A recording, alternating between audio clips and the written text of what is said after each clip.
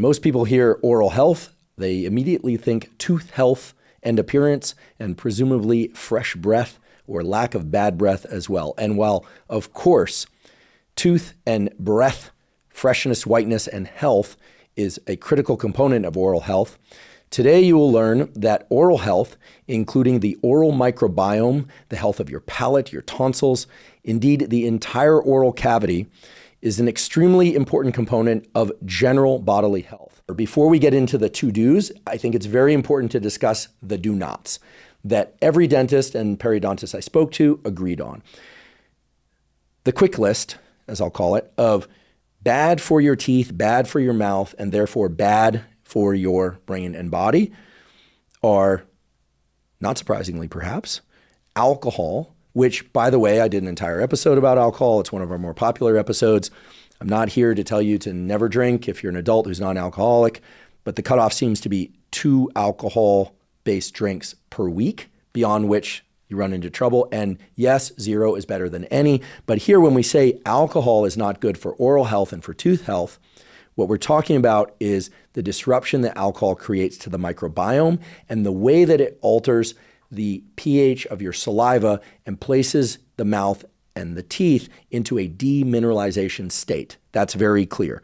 It also kills certain cells of the mouth. Some people, I remember this in college, would say, oh, if you've got a like scratch in the back of your throat, you're getting sick, you should drink. Right? And that's what they said. You should drink. It's going to kill that thing off. Well, guess what? It does the exact opposite. It kills off a bunch of things that you want, like the cells in and around the mucosal layer of the mouth that are actually going to provide immune support and eliminate those bacteria or viruses that are making you sick, et cetera. So alcohol is bad. I'm not saying you shouldn't drink at all if you're a non-alcoholic adult. You have to decide for you. But just understand that if you're drinking alcohol, that you want to pay extra attention to your oral health and your tooth care practices, especially on the days around that alcohol consumption. And if you're somebody who doesn't want to drink alcohol, now you have yet another reason to not drink alcohol. The second thing on the no-fly list, or the not good for us list for sake of oral health, are stimulants. Now, of course, things like methamphetamine, which are severely deleterious, addictive drugs for all sorts of reasons. They kill dopaminergic and other brain neurons. They are highly addictive, and on and on. But also stimulants like Adderall, Vyvanse, et cetera. Those stimulants, basically any drug that increases epinephrine and norepinephrine, so-called adrenaline and noradrenaline, there are the other names for those, are going to have a negative effect on oral health. Does that mean you should stop those medications if you've been prescribed them? No, it means that you should do some other things to try and offset the negative consequence of stimulants. Why would stimulants cause such disruption in oral health? Well, there are really 2 reasons. There's a chemical reason and there's a mechanical reason. The chemical reason is that stimulants change the pH of your saliva, making the mouth more acidic, which makes strep mutans and other bacteria more capable of creating cavities down into the teeth. They take your mouth and your teeth from that remineralization state, or as I've been referring to it, mode, to that demineralization, demon mode. Demon mode. That's a way to remember it's bad. Demon mode. Demon mode, not good. Maybe in a video game, demon mode is good. Demon mode, not good for the mouth. Demon mode, demineralization mode. So there's a chemical reason why stimulants disrupt the oral health milieu and cause disruption in tooth health and degradation, demin of the enamel of the teeth and deeper layers of the teeth. And this is profoundly evident in meth addicts. But the other reason, and this was a reason that was shared with me by a physician, an MD from University of California, San Francisco, who interacts by virtue of his profession with a lot of methamphetamine addicts who have terrible teeth, is that stimulants encourage mouth breathing. Watch a meth addict or watch somebody who's on a high dose of stimulants and they tend to mouth breathe because of the shifts in autonomic nervous system function. They tend to be mouth breathers. So it's the drying of the mouth that also shifts the mouth from that remineralization mode to demineralization mode. So if you do take stimulants by prescription, I would hope not methamphetamine or illicit drugs, but if you take prescription stimulants, and by the way, things like Wellbutrin, modafinil, they do qualify as stimulants, even though modafinil is a little bit of a special case. Any drug that increases norepinephrine, epinephrine, any stimulant, and yes, indeed, coffee, we'll talk about coffee as well, and tea, will make the saliva more acidic and make your oral health potentially less good. Mouth breathing, bad for oral health, bad for teeth, bad, bad, bad. There's just no question about it. So today's discussion, I'm calling oral health, but that includes oral airway health. And I've talked before on this podcast about the fact that if you can be a nasal breather, be a nasal breather, please. As long as you're not speaking, as long as you're not eating, try and breathe through your nose. If you're exercising really hard, like you're running really hard, fine, mouth breathe. I don't think there's any evidence that staying in nasal breathing mode all the time while exercising is best for performance. In fact, to the contrary, there are times when you need to mouth breathe. And there are sports where you need to exhale through the mouth specifically, certain martial arts, for instance. So I'm not saying don't ever breathe through your mouth, but as much as possible, try and keep the oral cavity moist and closed. Yeah, this is critical. So stimulants dry out the mouth. They increase the acidity of the saliva. That's bad. Smoking, cigarettes, and yes, also cannabis. And yes, vaping does this too. It's so funny. Anytime I talk about smoking being bad, people are like, well, what about cannabis? Well, I did an episode about cannabis. Cannabis does have certain medical uses that are very interesting, and there's good evidence for those. But for many people, cannabis is not a good idea. You can check out that episode to decide for you. Then people ask, well, what about vaping? Vaping's not as bad as smoking, right? That's what they say. Or they're sort of asking, saying, hoping, wishing, fantasizing. And the truth is that vaping is terrible for your oral health as well. Is it as bad as smoking? Probably not, but it's bad for a bunch of other reasons that offset any gain or gains you would get from vaping instead of smoking. So just know that if you're a smoker or a vapor, or if you vape rather, that you're going to want to pay extra attention to some of the other protocols discussed and that we will discuss going forward in order to try and support your oral and therefore your whole body health. Okay, so we've got alcohol, stimulants, smoking/vaping, and by extension, dipping tobacco, frankly, not good for oral health or tooth health. In fact, they can be procancerous to the gum tissue. It's well established. And they can also cause degradation of the gum tissue and even some of the underlying bone if you tend to do it on the same side all the time or often at all. So that's not good. We already discussed that sugar is not good for oral health. Does that mean you can never ingest sugar? No, of course not. Enjoy the sweets you enjoy every once in a while. Enjoy a nice pastry. Do as you will. If you're somebody who never eats those things, great. But then understand that any carbohydrate, any starch, provides a sugar that strep mutans can eat and create acid and demineralize your teeth, create cavities, that is. So avoid sugar in excess. And if you eat sugar, try and rinse your mouth after. And ideally, you would brush, maybe even floss after. Okay, I do know those people that after every meal, they run in, even in the middle of the day, they run to the bathroom and brush their teeth and floss. And that's great, but most people don't do that. So swishing water, rinsing your mouth out, again, plain water, maybe with a little bit of salt in it, is going to be beneficial. We'll talk about mouthwashes later, just to give you a little window into where we're headed with that. Most mouthwashes, terrible for your oral health, especially alcohol-based or antiseptic-based mouthwashes, except under certain conditions, prescribed or otherwise. Okay, so if you eat any sugar, and frankly, after you eat anything, it's a good idea to try and clear as much of that food product from your mouth. You may not think you still have food in your mouth and teeth, but try to swish some water, maybe spit it out, maybe swallow it. That's up to you. Are you a spit or swallow? Not my business. Don't want to know. Don't tell me. Don't put it in the comments. Just decide for you. But sugar and other food products residing in the mouth for long periods of time, not good. And similarly, acidity. Foods that are acidic. So certain things like citrus fruits, which I love. I love oranges. I have an orange tree in my backyard now, and I absolutely love it. I love oranges, grapefruit. I love the peel. I even eat the peel sometimes. It's so delicious. And no one's telling you not to eat acidic foods or to avoid acidic drinks like lemon water or carbonated lemon water. Some people are really extreme and they decide to just use a straw when they drink those things. In fact, the dentist I spoke to said, yes, could you ask people, please, if they're going to drink acidic drinks, to try and use a straw? But then I said, well, a lot of straws, they disrupt the environment. Most people aren't carrying around metal straws or, and what about the turtles, this kind of thing. And they said, well, okay, here's the real truth. The real truth is it's the amount of time that the mouth is exposed to that acid. So if they're going to drink it over the course of 5, 10, 15, maybe 20, 30 minutes. And then be done with it. Rinse out the mouth with a little bit of water and try and clear out that acidity. It's not about completely avoiding acid foods or sugary foods or acidic drinks. It's about, again, limiting the amount of time that the overall milieu of the mouth is acidic because of this whole remin thing, strep mutans, and the acid created by strep mutans that can erode the teeth. And the fact that if your mouth is kept acidic for long periods of time, you're going to provide the opportunity for faster and deeper development of those cavities. And keep this in mind, again, anytime we talk about demineralization, the formation of cavities, remember it's like a seesaw. It's either demin or remin, but not both. So anytime you're demineralizing your teeth, you're also not remineralizing your teeth.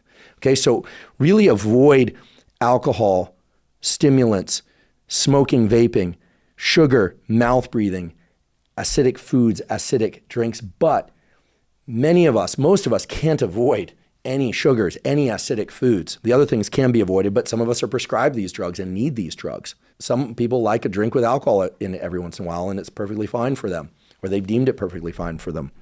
In that case, try and rinse the mouth, try and keep the milieu of the mouth as moist and as basic, or alkaline rather, less acidic as possible. So to translate this a bit more to the real world, if you're somebody like me who loves tea, I drink cold brew, zero sugar yerba mate. That's my favorite source of caffeine. I also like a nice black double espresso or coffee every once in a while.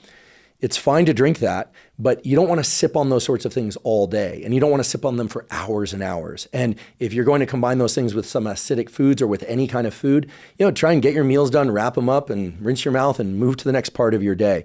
And that actually segues into a really important point that came about when researching this episode, that if I had to highlight, boldface, underline, and light up one particular protocol that I think most everybody is not thinking about, is that there are certain times in the 24-hour circadian period in which your mouth makes the maximum amount of saliva, okay? And that the saliva has an opportunity to be the optimal pH, that is chemistry, for encouraging remineralization of your teeth.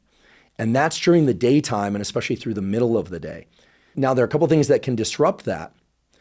For instance, eating anything. I don't care if you're carnivore or vegan, whatever, omnivore.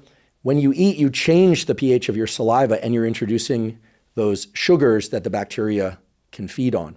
So one thing that became very clear to me when researching this episode, talking to experts, reading manuscripts, and also reading some really interesting books about remineralization opportunities for the teeth, is that having a stretch of time of maybe 2, 4, 6 hours or more where you're not eating anything or ingesting anything that's acidic in terms of liquids can be very beneficial. Now, this is a vote in support of so-called intermittent fasting. This is something that I practice typically by eating my first meal somewhere around 11 a.m. every morning, sometimes earlier. I'll sometimes have a little breakfast at 9 if I'm particularly hungry. But typically I eat my first meal around 11 a.m. or noon, and then I eat my last bite of food by about 8 p.m. Not everyone likes to do intermittent fasting. And I realize for sake of weight loss, it's probably interchangeable with caloric restriction generally. And there's a lot of debate as to whether or not intermittent fasting is going to extend lifespan, whether or not it's better for metabolic health than simple caloric restriction. I don't want to get into that debate. Frankly, it's a barbed wire debate that's been carried out on this podcast and elsewhere before. And I think this is ongoing. I think it's the best way to couch that debate. But in researching this episode, it became very clear that we have an amazing opportunity during the day, especially in the morning and throughout the day, to create a lot of saliva that's the right pH to support remineralization of the teeth, provided that there isn't a lot of food or acidic liquids in the mouth at that time. So, at least to my mind, this is an interesting opportunity to place intermittent fasting, which again, or even just gaps between meals, not constantly snacking or sipping on acidic beverages throughout the day, as an opportunity to create that healthy milieu during which the teeth can remineralize and the overall oral health can improve. Now, does that mean you should never eat or drink anything during the middle of the day? No, I'm not saying that. I'm saying that if you're going to do those things, try and clear them from your mouth as I described before. Now, many of you will probably say, hey, during the middle of the night, I'm not eating or drinking anything. For some of you, that might be the only time that you're not eating or drinking anything because you're asleep. One would hope you're asleep. But here's the interesting thing. Every cell, tissue, and organ in our body is on a 24-hour circadian clock. I think many of you have heard me say that in the context of viewing morning sunlight and other protocols that I suggest on the Huberman Lab Podcast. But here's the interesting and important point. In the middle of the night, indeed, you're not ingesting any food or fluids, presumably, but your saliva production is dramatically reduced. Again, dramatically reduced. And as a consequence, if there's food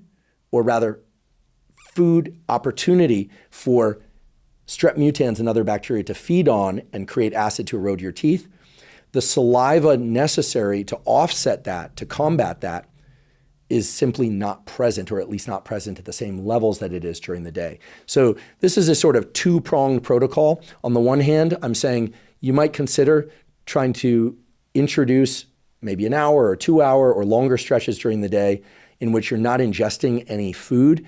And if you're drinking anything, it's not acidic, or if you are, to try and rinse away that acid as much as possible.